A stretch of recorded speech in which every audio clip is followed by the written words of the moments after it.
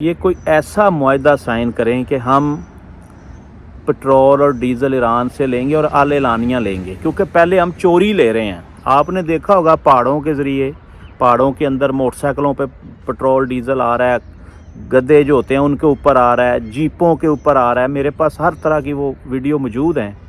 चोरी चोरी हम मंगवा रहे हैं, लेकिन आवाम को फ़ायदा नहीं हो रहा। अगर हुकूमत खुला के इस पेट्रोल डीज़ल की इजाज़त दे और लोग लीगलाइज हो जाएं, ये जो पेट्रोल पंप मालिकान है इनको लाइसेंस जारी करें, ये लीगल होकर डायरेक्ट ईरान से पेट्रोल डीज़ल लें, तो यकीन करें कि पाकिस्तान में तमाम तरह के टैक्स भी लगा लें, प्रॉफिट भी ले लें, ड्यूटियां ले लें, 100 रुपये लीटर से ज़्यादा रेट नहीं बनता।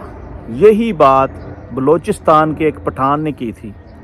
उसने कहा था कि मुझे पूरे पाकिस्तान में इजाज़त दे दो, मैं 200 रुपये पर लीटर डीज़ल और 200 रुपये पर लीटर पेट्रोल देता हूँ।